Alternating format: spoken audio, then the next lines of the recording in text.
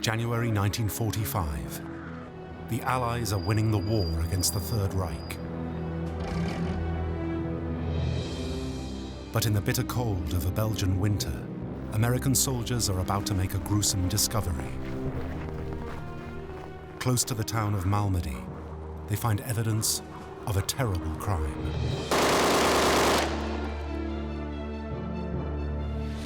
"82 American servicemen are dead."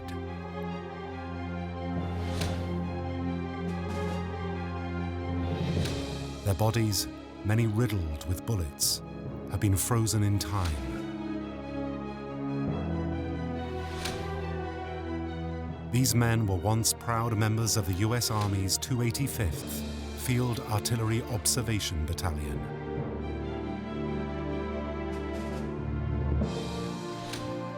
Now, they lay dead, some brutally shot at close range.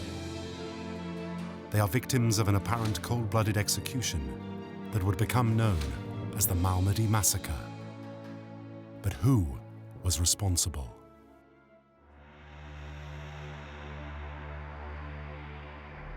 Attention quickly focuses on elite SS tank commander Joachim Peiper.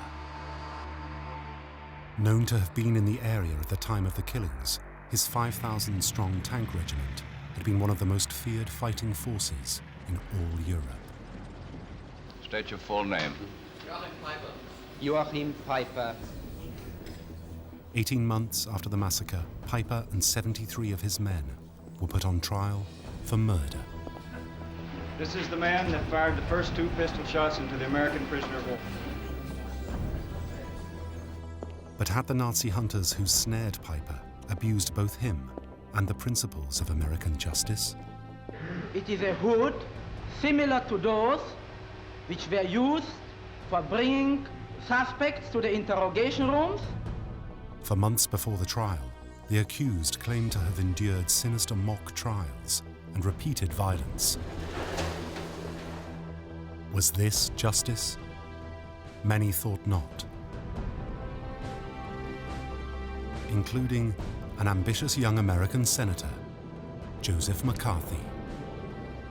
I think we all agree that everyone who can shed any light upon this situation definitely will be called before the committee, right, John? In the end, the dust from Malmedy would take over 30 years to settle,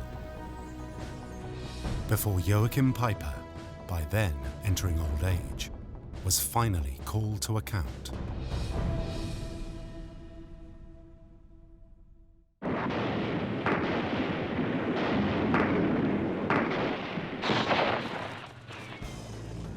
In the summer of 1944, the Third Reich was beginning to fall apart. In Belgium, Allied troops captured the strategic port of Antwerp. Their aim was to establish a supply route for the final push east to Berlin. But Hitler was in no mood to surrender. As winter approached, he now decided to gamble everything on an ambitious plan. His aim was to starve the Allies of supplies by seizing back control of Antwerp.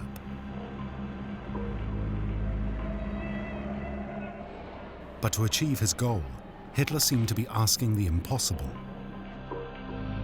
to push deep into Allied territory, splitting British and American forces in two, and throwing Allied armies into disarray. If the plan worked, the direction of the war could swing back in the Führer's favor.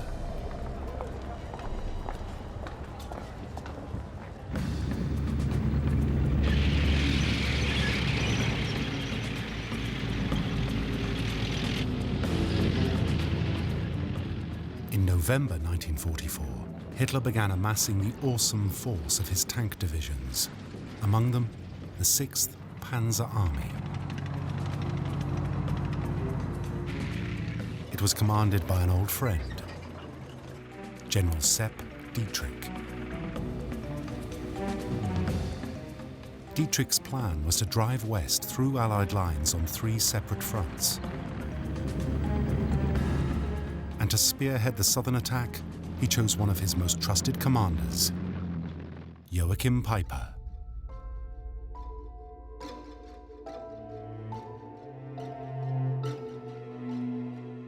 Born in 1915 into a middle-class home, Peiper was always a good Nazi.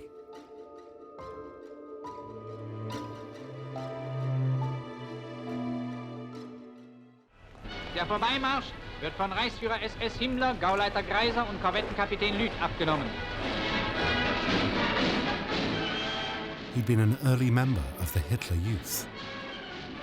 Seen here on parade before Heinrich Himmler, the head of the much-feared SS.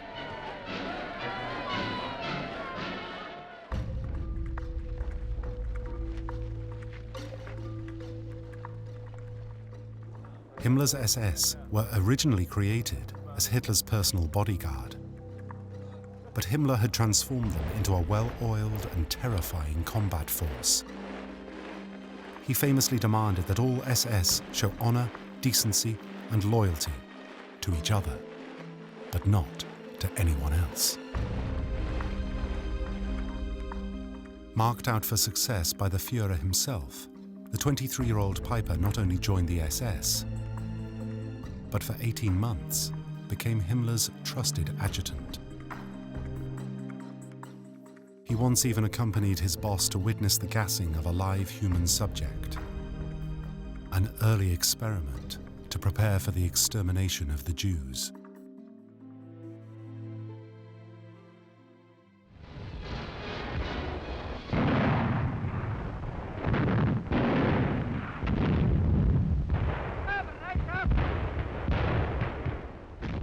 But Peiper soon went back to what he enjoyed most: combat.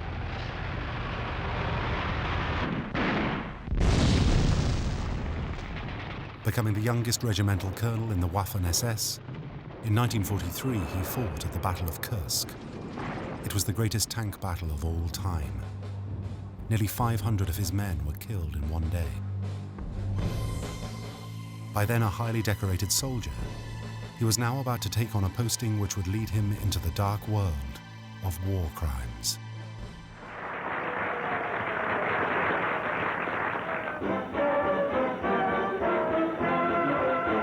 Go and see what the boys in the back room will have, and tell them I'm having the same. In the winter of 1944, Marlene Dietrich was entertaining Allied troops in Europe. Most were confident that all-out victory was close. Hitler, though, was about to catch everyone unawares.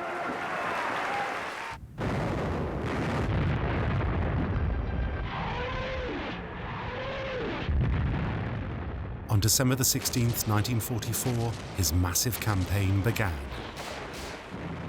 It became known as the Battle of the Bulge. At the forefront was the might of Peiper's 1st SS Tank Regiment.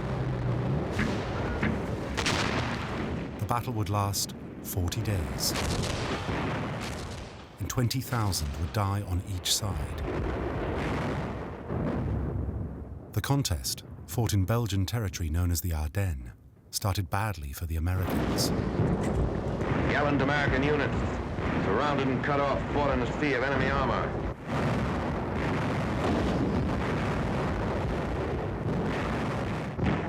Anti-aircraft guns were fired point blank as anti-tank guns until they were overrun.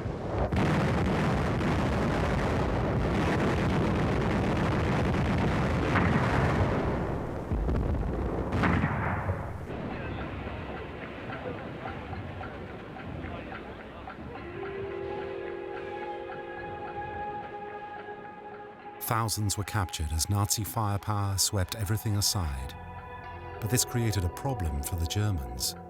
Looking after all these prisoners started to hold them up.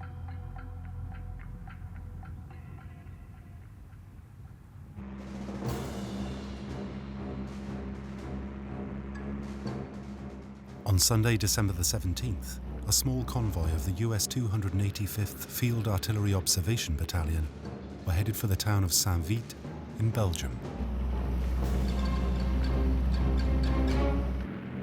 What they didn't know was that they'd inadvertently strayed into the path of Dietrich's 6th Panzer Army.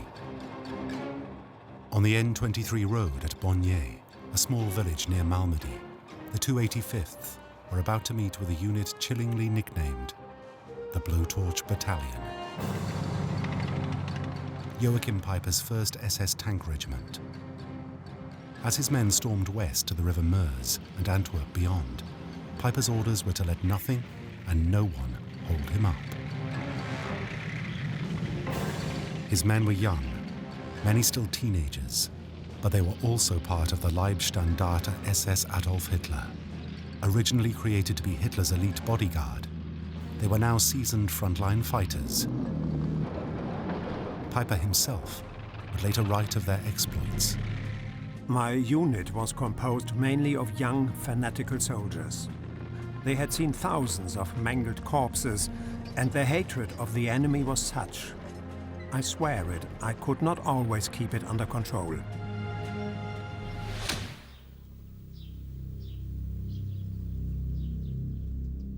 Around 1 p.m. at this crossroads, Battery B's small, lightly armed convoy was spotted by the advance unit of Peiper's division. Known as the Spearhead, or Spitze, its role was to clear a path for the main convoy, including Peiper himself, following on behind. Immediately, the Spitze opened up on Battery B.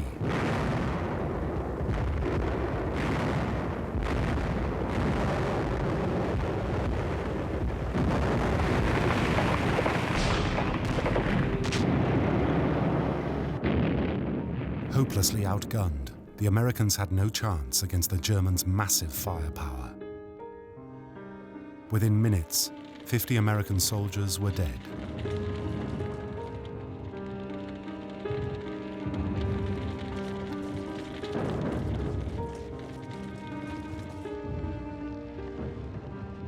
Around 100 more immediately surrendered and were quickly herded into a nearby field. Most were men of the 285th Field Artillery Observation Battalion. Though Peiper's men put them together with a small number of men from other units they'd caught along the way.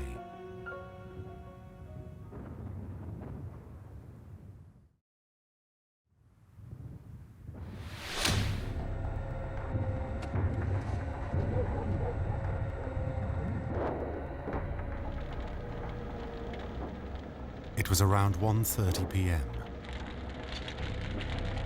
The Germans now had a problem. To continue the advance, they couldn't take prisoners with them. As the rest of their convoy began bunching up behind, a small unit of SS men now eyed the POWs.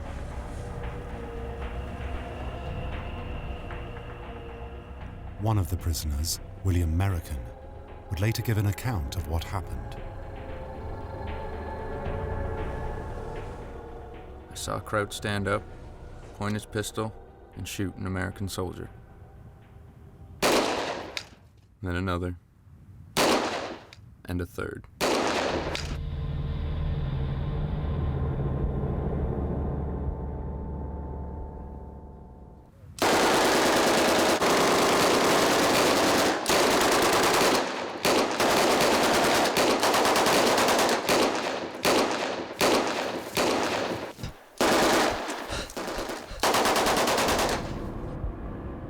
I fell to the ground without being hit.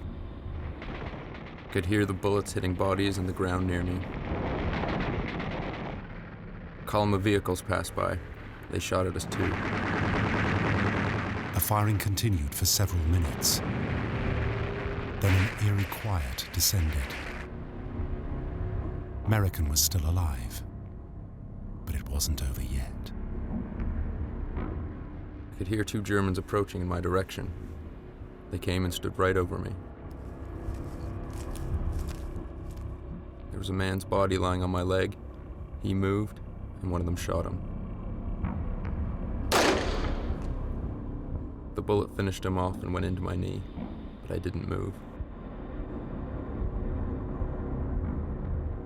American continued to play dead, but by now the SS had finished.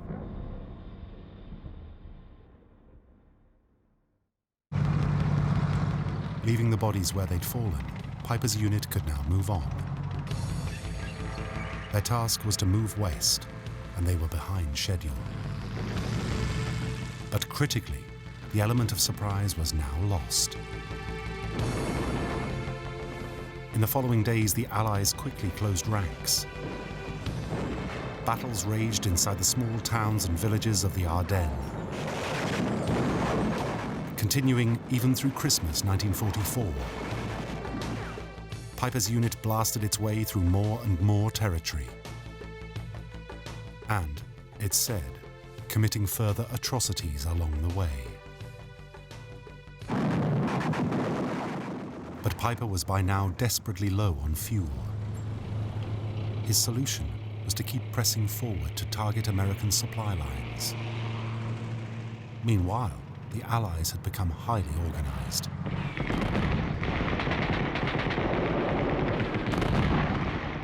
Peiper would need to cross a series of bridges to reach his goal. But the Americans weren't going to let him have them.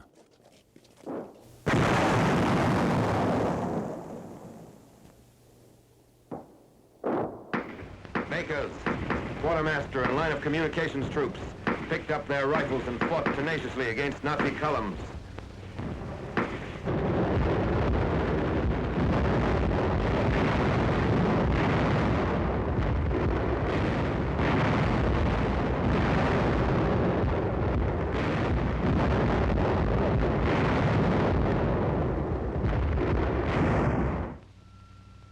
The army held in Belgium. The attack was blunted, the spearhead stopped, the Nazi columns contained and thrown back by men who had flung themselves into the breach. In the wild gamble of war, a momentary equilibrium had been gained. Finally, on January the 7th, 1945, Hitler ordered a humiliating retreat. The Battle of the Bulge was over. The Führer had lost. And so had Peiper. As the Americans flushed out the last pockets of German resistance, it would be another 10 days before troops could reach the scene of the Malmedy Massacre.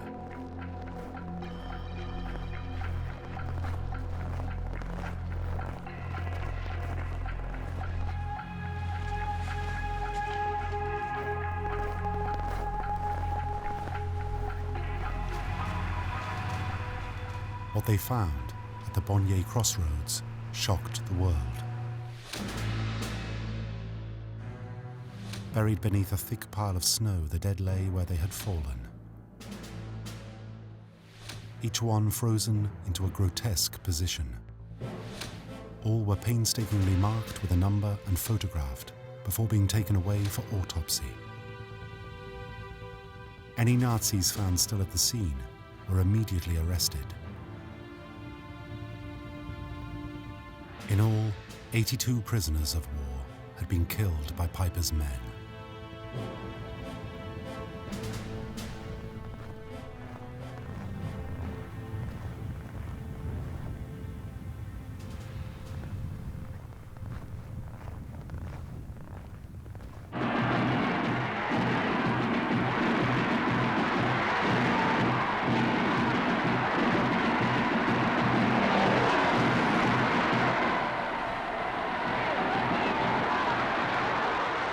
In Europe, the war was now all but over.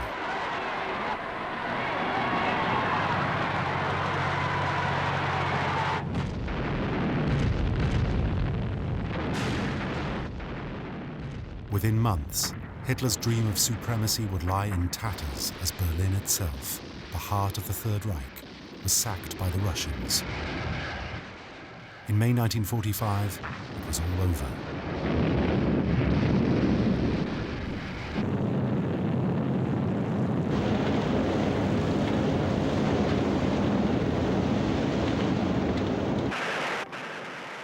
The Russian flag was raised high over the Reichstag.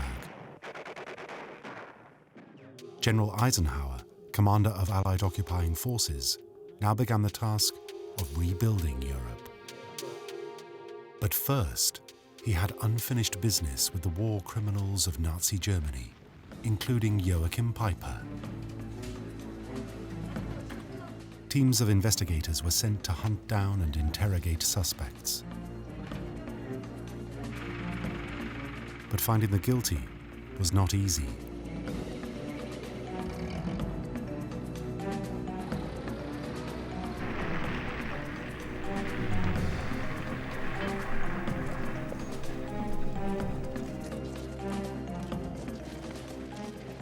In the post-war chaos, huge numbers of Germans were being detained in prison camps across Europe.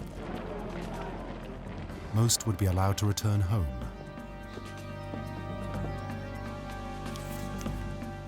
But special instructions were given to seek out all suspected war criminals, as well as anyone who had served in the SS. Within weeks, over 1,000 former soldiers in Peiper's unit, the 1st SS Panzer Regiment, had been pulled in for questioning. All were now potential war criminals.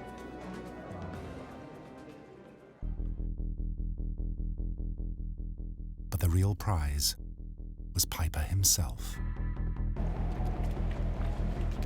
Abandoning his unit with no fuel, Peiper had made a desperate attempt to escape by walking home. But just 6 miles short of his goal, in Bavaria, he was captured by American troops. Even then, he might still have got away. Not realizing who he was, Peiper was detained in an Allied prison camp near Nuremberg.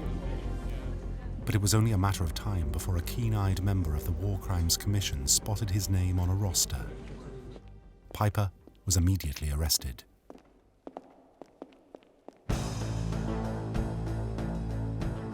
"74 Germans were implicated in the Malmedy Massacre. Now all of them, including Peiper, were moved to a military prison at Schwabisch Hall near Stuttgart. Joining them was the leader of the 6th SS Panzer Army, Peiper's own commanding officer, General Sepp Dietrich.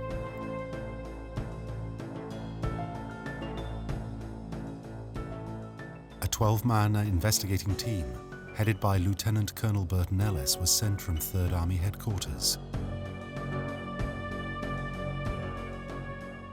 His chief interrogator was Lieutenant William Pearl, a passionate Zionist who was determined to gather as much evidence as he could before the start of a huge show trial.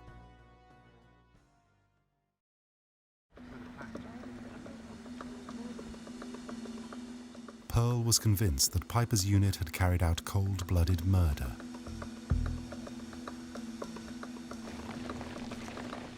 He further believed that before the Battle of the Bulge had even begun, Adolf Hitler had personally ordered that any prisoners of war captured en route to Antwerp were to be executed. This was a flagrant breach of the rules of war. And though the orders were never written down, Pearl was convinced that both Dietrich and Peiper had known about them, and that at Malmedy, on Peiper's specific instructions, they had been carried out to the letter. But to make the theory stand up in court, Pearl needed confessions.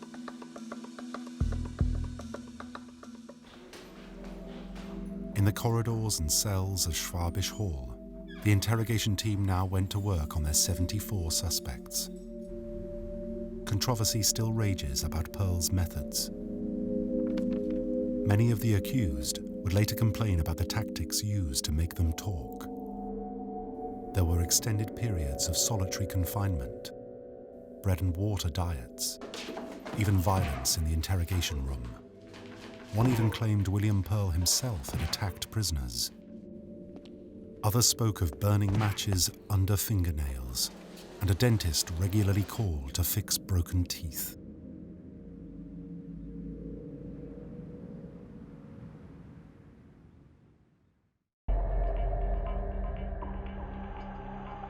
But Pearl's most bizarre idea was also his most controversial. The routine was always the same. Prisoners told of being forced to wear black hoods in what they called the death cell. Before them, a fake prosecution and defense counsel. Pearl often played prosecutor. The table was covered in a black cloth and dressed with intimidating props. This was nothing less than a mock trial. Pearl always denied using coercion and violence, though the intense psychological pressure inevitably took its toll.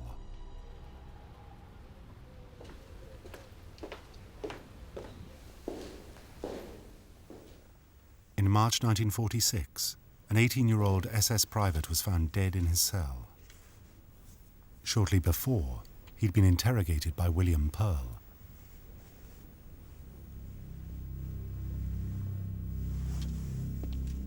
Again, Pearl would reject allegations of wrongdoing. But no one could deny that he now had what he wanted: a fistful of signed confessions and a case ready to go to trial.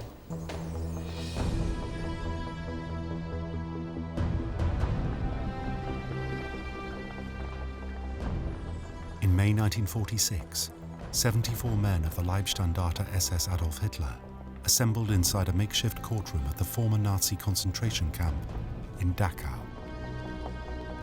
There was no jury, only a specially convened panel of military judges, gathered together to rule on a heinous crime. The killing, shooting, ill treatment, abuse, and torture of members of the armed forces of the United States of America, then at war with the then German Reich. The prosecution will endeavor to present the evidence in a chronological order. Chief prosecution attorney was Burton Ellis. On the order of the regimental commander, Peiper, the 1st SS Panzer Regiment murdered in at least 94 known incidences. Though not actually present during the Malmedy Massacre, Peiper was seen by many as responsible for the actions of his men. Actions which, it was alleged, led to many murders along 1st SS Panzer Regiment's terrifying journey through Belgium.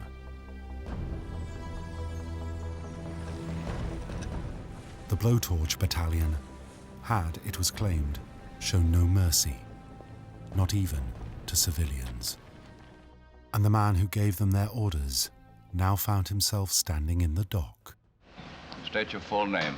Joachim Peiper. Joachim Peiper, P-I-E-P-E-R. How old are you? 31 Jahre. 31 years old. Were you ever a member of the armed forces of the German Reich? Angehöriger der Waffen-SS. I was a member of the Waffen-SS from October 1934 until the end of the war. I signed accused number 42. Sit down. Peiper, a once powerful man, was now reduced to a number. Just like the 82 American soldiers whose bodies were revealed beneath the snow of the Ardennes.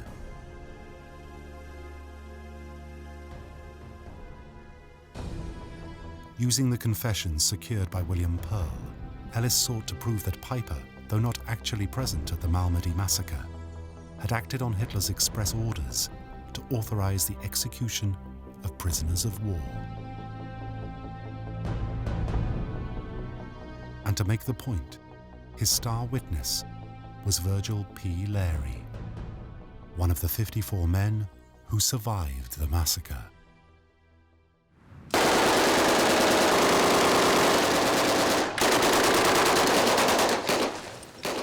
Dodging a hail of bullets, Larey had made a run for cover at the other end of the field. All men in our group had their hands over their head in this manner. Now he was asked to relive the moments leading up to the shooting, when an SS corporal had pointed his gun into the field. He then fired 2 shots into our group. The first shot, a man to my right front, approximately here, with his hands up in this manner, went down like this. Nach dem ersten Schuss ist ein Mann rechts vorne von mir, der seine Hände so hoch hatte, auf diese Weise.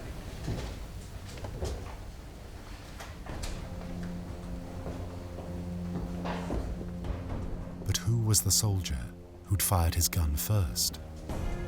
Larey was now asked to identify him. This is the man that fired the first 2 pistol shots into the American prisoner of war. Das ist der Mann, der die ersten 2 Pistolschüsse auf die amerikanische Kriegsgefangene. It was damning evidence, but the accused fought back. Defense attorney Lieutenant Colonel Willis M. Everett claimed the killings were not premeditated, but an accident of war, born out of confusion in the heat of battle. In other words, this wasn't murder. Bear in mind as you consider the individual case of each accused that primitive impulses of vengeance and retaliation among victimized people are often called forth in the heat of battle. The second part of Everett's defense was that signed confessions obtained before the trial were inadmissible since they'd been wrung out of the accused through foul means. Now, the man largely responsible for the pre-trial interrogations took the stand. William R. Pearl, First Lieutenant, with War Crimes Branch, USFED, at present on temporary duty with 3rd Army. When were you assigned to War Crimes Branch? In July 1945. What is your assignment then with War Crimes Branch during the past 6 months? I have been chief interrogator on the Malmedy case. Pearl argued that tough tactics had been necessary, including the use of hoods. Tell the court what it is. It is a hood similar to those which were used for bringing suspects to the interrogation rooms and bringing them back again to their cells. He denied making up statements. Whenever he wanted something to put in, of course it was put in. He also said any maltreatment was meted out not by his interrogation team, but by Polish prison guards. Dietrich once mentioned to me that being brought to an interrogation room, he was kicked by somebody he could not identify. Dietrich hat mir einmal gesagt, dass während er zu einem Vernehmungszimmer geführt wurde, er von jemandem, den er nicht identifizieren konnte, getreten worden war. Into his behind. In seinen Hintern. Pearl insisted that persuasion alone had delivered signed confessions, including Peiper's own, in which he'd finally admitted that executing POWs in the Battle of the Bulge had been official policy.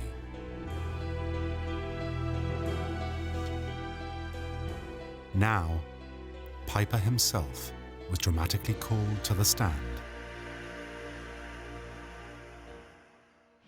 Now I'll read this paragraph from the statement of yours, which is dated 25th April. To my question of what he would do with prisoners, he answered, "We do not give pardon. If we get caught, we will also be bumped off." Is that true? Jawohl. Yes. Ich habe gestern ausgesagt, I stated dass Sie kein Pardon geben würden, that they would not give any pardon, da Sie ebenfalls erschossen werden würden, wenn Sie in Feindes Hand fielen.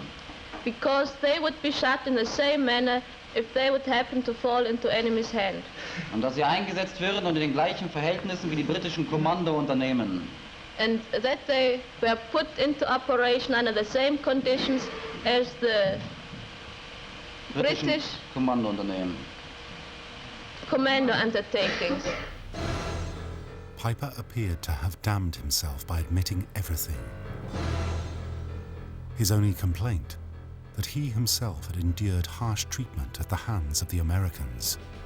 I was arrested for 5 weeks in a cellar which was nearly completely dark. Welche auch keine Lichtanlage besaß. And there were no facilities through which the light could enter the room. Ich konnte mich innerhalb von 4 Wochen lediglich einmal waschen. And in the course of 4 weeks, I could wash myself only once. In the end, the defense could find only one person to say anything good about Peiper.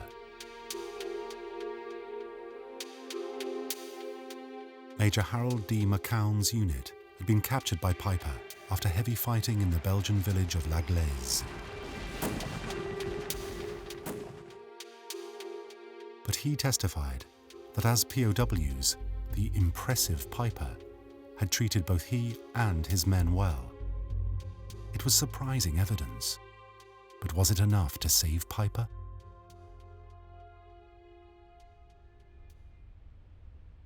Prosecution attorney Burton Ellis thought not.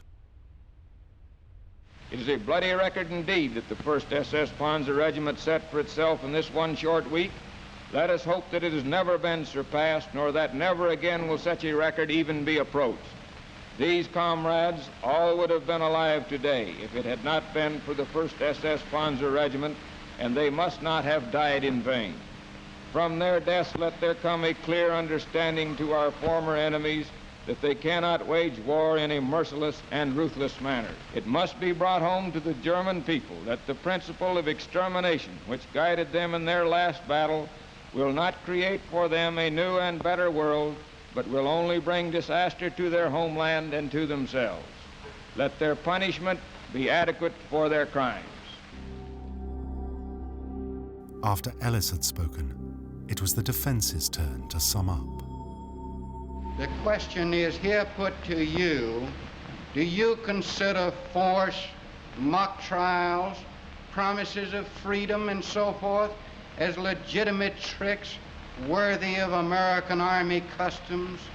They attempt to prove cold-blooded murder by admissions of one accused against another, cunningly dictated as a further form of stratagem. May it never be said that stark retribution has been free to masquerade in a military government cloak of false legalism. I leave in God's and your hand the fair judgment of these 74 accused. It was a passionate speech, but it cut little ice with the judges. First before them was Private George Fleps, the man said to have fired the first shot. The court in closed session, at least 2/3 of the members present at the time the vote was taken concurring, sentences you to death by hanging, death by hanging, death by hanging, death by hanging, at such time and place as our authority may direct. Over half the 74 accused were found guilty and sentenced to death. 22, including General Sepp Dietrich, received heavy jail sentences.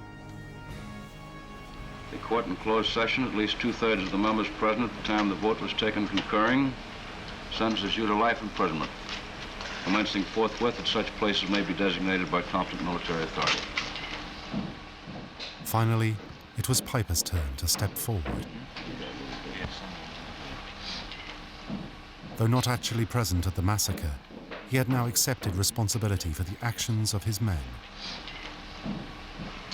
The court in closed session, at least 2/3 of the members present at the time the vote was taken concurring, sentences you to death by hanging, at such time and place as our authority may direct. Joachim Peiper, nach Beratung und Zustimmung von mindestens 2/3 bei der Abstimmung anwesenden Mitglieder, verurteilt für das Gericht zum Tode durch Verhängung. Zeit und Ort der Vollstreckung der Todesstrafe werden von höheren Kehrtbehörden bestimmt werden. Justice for the men of Battery B seemed to have been done.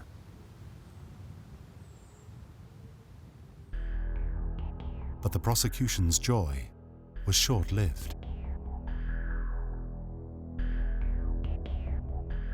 Serious questions were now being asked about how American justice was carried out, and it wasn't the first time. Hot in pursuit came the Rainbow Men. The route of their advance headed directly toward the most famous of all German horror prisons, the concentration camp of Dachau.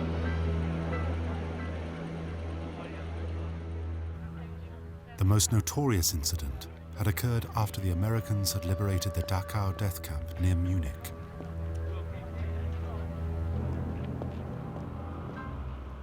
When they arrived there in April 1945, soldiers found unspeakable horrors.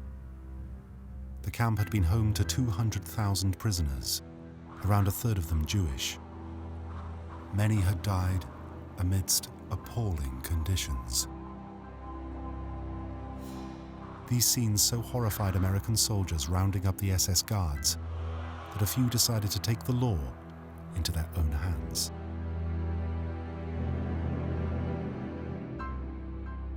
This picture shows the scene seconds after US soldiers had executed surrendering SS guards.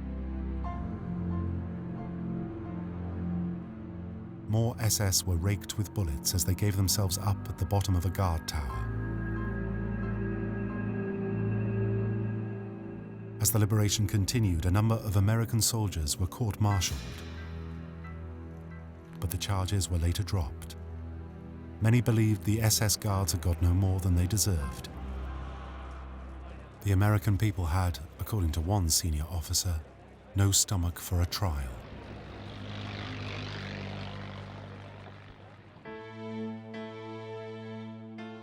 But the Peiper case, ironically held at Dachau 1 year later, had revived uncomfortable feelings. In the months that followed his conviction, several inquiries were set up to examine his treatment and that of his men. With the convictions increasingly seen as unsafe, 30 men learned they would no longer be executed. Though Peiper himself remained on death row.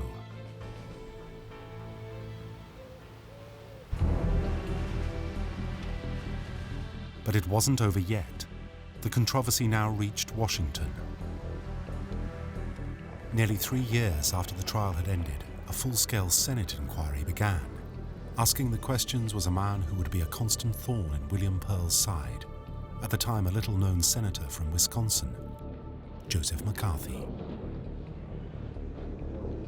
I think we all agree that everyone who can shed any light upon this situation definitely will be called before the committee, right, John? Under oath, Pearl continued to deny claims of brutality. McCarthy's response was to call for a lie detector test. But when the committee chairman refused, McCarthy stormed out, slamming the inquiry as a whitewash, and branding committee chairman William Baldwin criminally wrong. The subsequent report did accept that some mock trials had taken place, but Baldwin threw out claims of forced confessions and torture. William Pearl and his fellow interrogators were off the hook. But years of scandal combined with a changing political situation in Europe would still have its effect.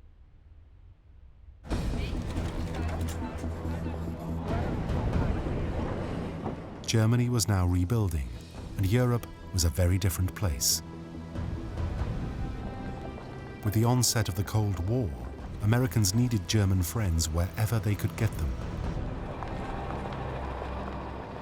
For many, it was time to let bygones be bygones. By 1951, the last of the condemned men, including Peiper, had their death sentences commuted to life. In 1955, Sepp Dietrich, commander of the 6th Panzer Army, was given parole. And a year later, after serving 11.5 years, Joachim Peiper himself walked free.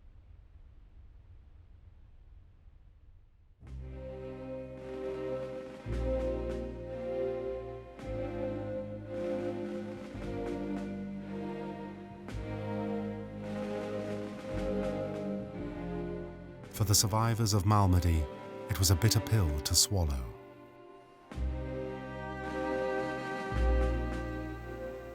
At the intersection where 82 men died stands a memorial to the men of Battery B, the 285th Field Artillery Observation Battalion. The field where the men died is just a short walk away. Inside a museum specially built to remember the massacre is a helmet which belonged to one of Battery B's medics. In a lull after the initial shooting, he'd found himself unhurt. Now his medical training kicked in. As an SS soldier looked on, the medic patched the wounds of the man next to him. After patiently waiting for him to finish, the Germans shot them both.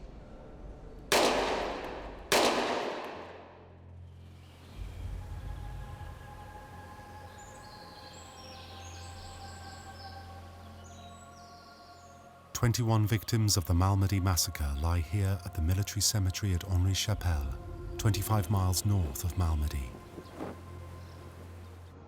Tag 13, Gilbert R. Pittman.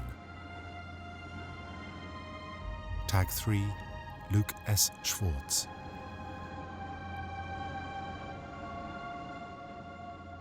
Tag 46, James E. Lurs.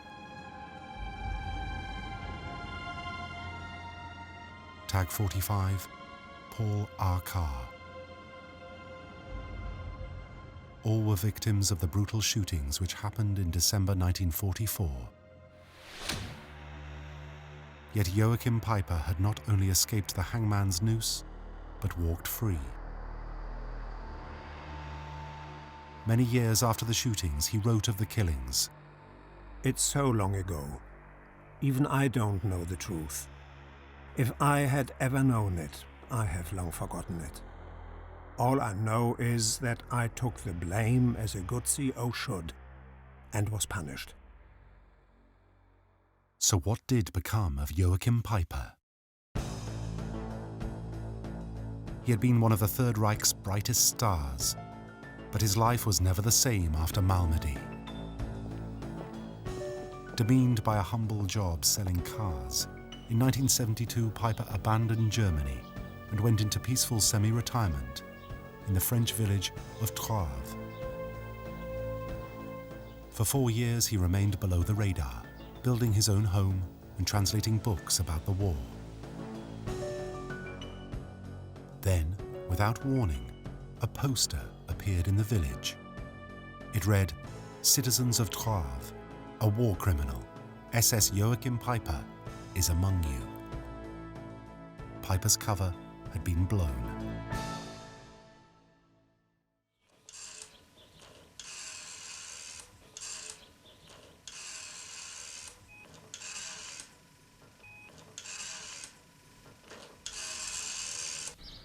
On Bastille Day, the 14th of July 1976, he fought his last battle.